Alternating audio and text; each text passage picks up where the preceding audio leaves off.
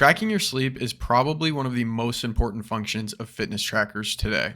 When you don't sleep well, you're risking the health of your entire body, not just performance and feel the next day. Everything from metabolic to cardiovascular to cognitive to hormonal health, literally every single part of your body is affected by the quantity and quality of your sleep. And as we know, there's a lot more to sleep than just how many hours you laid in bed. Some days you get 4 hours, you wake up and you feel amazing. Some days you get nine, you wake up and you feel terrible. Why is that?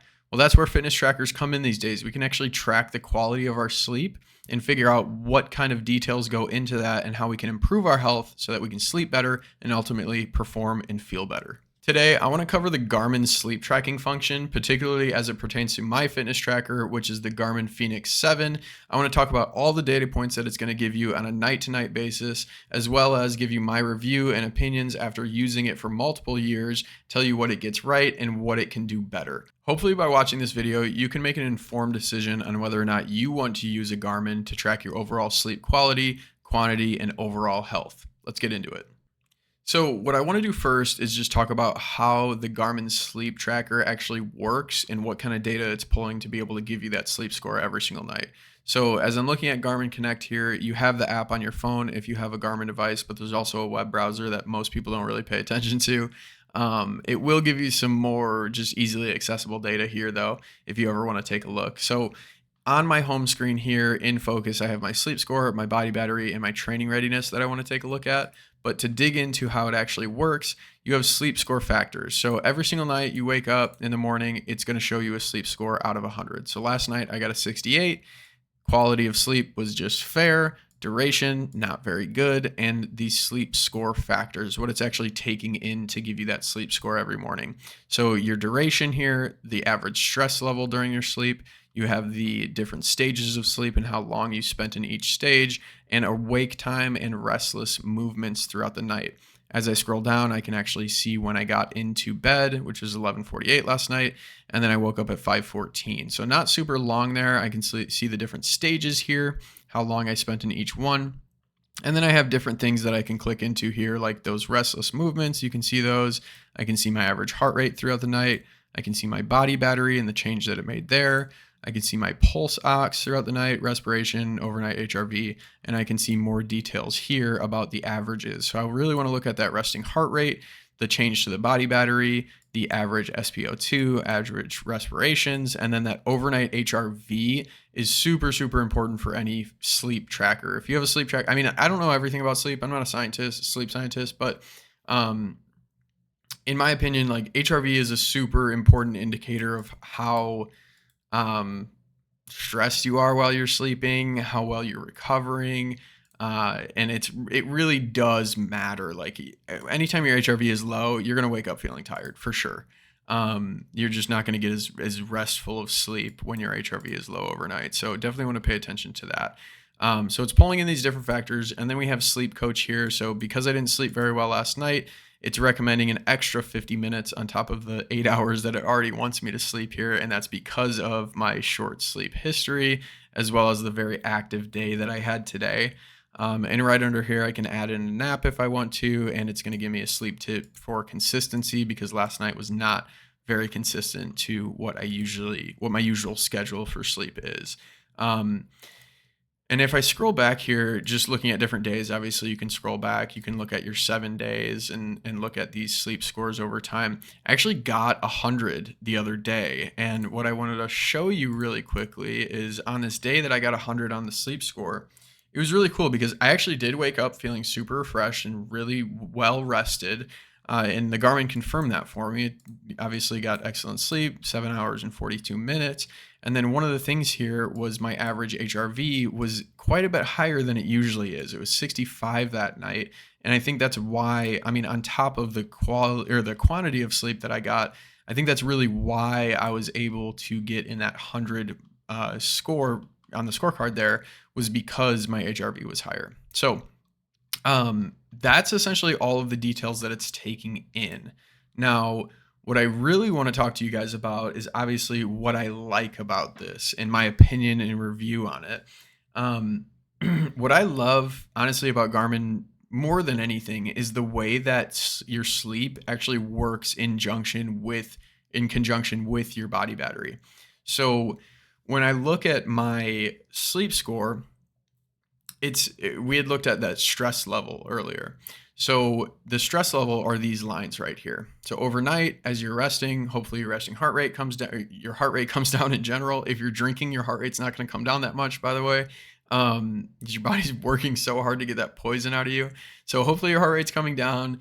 Your HRV is like well balanced, and everything is coming down. So stress will come down with that. And as the stress comes down, the body battery level will rise. What's really cool about body battery is that I personally think it's a great tell for how well you actually recovered. Like, this is a recovery battery. When I wake up at 100 on my body battery, I feel that. Like, it's not just my watch. I almost never look at my watch first thing in the morning, or like all of my data first thing in the morning. I look at it a little bit later in the day.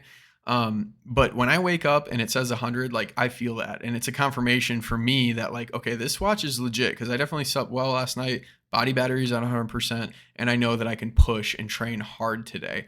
Today, I woke up at 79, which is really not good for me. Like, 70s is really, really not good. I'm almost always waking up in the 90s at least. And a lot of days, I'm waking up at 100 body battery. So, seeing a 79, not super great. Obviously, didn't sleep long enough last night, and my HRV was a little bit lower than it has been recently. But I love that the body battery works in conjunction with the sleep score, and you can kind of see like how ready am I to train today. Which brings me to the next thing that I really love about this is how it works in with the training readiness. You can look at this score and predict it almost perfectly. And it's funny that the body battery and the training readiness are the same score today, but it's going to take in the quality of your sleep, your HRV status, your recent sleep, your recovery, your acute load, and your recent stress. And it's going to give you a training readiness score so that you can really plan out the day and see how hard that you can actually push in terms of just overall health. Like, it's different if you're training for something, because you're going to wake up some days and you're going to be in the red. Like, you're going to wake up some days and your body battery is going to be low, and you're not going to sleep very great, and you're going to be in the red for your training readiness. That's just what it means to be training for a race. But if you're just living and trying to be healthy, I want to see these numbers and I want to train by these numbers, because that's when my body is prepared to push, and it's telling me when I need to slow down and really rest. Another small thing that I really love about Garmin is that I don't check it first thing in the morning. So I don't have that experience that some people will have with sleep trackers, where they check it first thing in the morning and then those numbers are kind of informing them on how they should be feeling. Not, I check it later in the day, I already know how I'm feeling, and then I can look back and confirm that those numbers are actually confirming how I've already been feeling throughout the day. Even like beyond that, whether I check it in the morning or I check it middle of the day, Garmin is almost always spot on. Like, if I don't sleep well, I wake up and I feel like super groggy. I check it like usually middle of the day, and I look back, I'm like, oh man, that's why. Like, I didn't sleep very well last night. My HRV was low, whatever the case may be. Garmin is usually confirming how I feel, not Garmin informing how I should feel. So I know that people have some issues with that with other sleep trackers, and I've never really felt that with Garmin. I know that with the Whoop, I wore that thing for like 2 years, and I don't think I ever got a 100 on the sleep score, and that drove me insane. It really honestly just made me more angry than anything, because I will, like, every once in a while I'll get a 100 on the sleep score with Garmin. It's not every night, it's not very consistent, it's not even every week, but every once in a while I'll get a 100 on the sleep score like I just showed you, and it's kind of like, it's nice to see that, like, oh my gosh, like that was literally like peak sleep for me. Like, that's how I should be sleeping every single night. So it's nice to actually hit that benchmark. I literally never got that with Whoop, and that really drove me nuts. Another thing that I really love about it too is that it's super comfortable to sleep with. I know that everybody has their preferences on like being completely naked, but I've never had a problem with like comfort with this thing. The Whoop is like kind of designed for that. It's very sleek and small. I'm not necessarily comparing it to Whoop in every way, but like, I've never had a problem with it being uncomfortable on my wrist overnight. The other thing too is that the battery on this thing lasts like 2 weeks. So you literally can go like you can go weeks without charging this, and you don't have to worry about taking it off at night and not getting your sleep score overnight because you had to charge the dang thing. Usually, when I'm sitting at my desk during work, I'll charge it if it really needs it. But I mean, like I said, you can go 2 weeks without charging this thing, so it's never really a serious issue. Now, onto the things that I think it could do better with. To be honest with you, there's not a whole lot. I'm not a sleep scientist. I know that there are different products out there that are more tailored for lifestyle and sleep, like the Whoop, for instance, or even the Aura Ring, that is literally just strictly a lifestyle and sleep tracker. For me, I don't even consider that to be a fitness tracker because if you have a fitness tracker that you can't look at on your wrist while you're running and see what your pace is, that's not a fitness tracker to me. That's a lifestyle tracker. Like the Whoop doesn't have a screen, the Aura Ring doesn't have a screen. You have to look at it on your phone. Those are supposedly great sleep trackers. And I had a Whoop for 2 years and it was fine at the time. Now, I haven't had a Whoop in probably about 4 years, but at the time, it was fine. I didn't have any problems with it.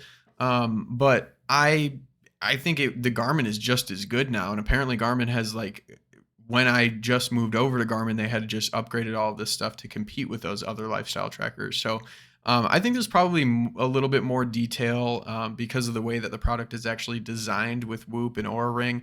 It's more specifically focused on sleep. So there might be some more details in there if that's really what you want to hone in on. But if you're an athlete, if fitness trackers are important to you for activities and it's really nice to be able to have this as a added feature in here to be able to track the sleep and the recovery and all that stuff, you just can't go wrong with Garmin. It's literally just the best fitness tracker in the world. Ever since I started using a Garmin, I had an Apple Watch and a Whoop before this. I will never, I mean, something would have to absolutely blow my mind to make me switch from a Garmin. This is like, this is lifestyle, this is sleep, this is activity, this is training, this is triathlons and everything. Like it is without a doubt, in my opinion, the best fitness tracker that has ever been created. Like, and I like fitness trackers a lot, but this thing is sick. Um, so yeah, I mean, just being able to pair all of those things together and have a really high quality sleep program is really, really cool for Garmin. So that's my opinion and a little bit of information on the Garmin sleep tracking platform that you can use. Hopefully it was informative. Hopefully it got you to buy a Garmin. I love this company. I love it when I see people wearing a Garmin. Literally every single time I see someone wear it, I'm like, is that a Garmin? It's just a great product. It's a great company and they have really, really cool data points that you can draw from to inform your health, your sleep, your training, literally everything.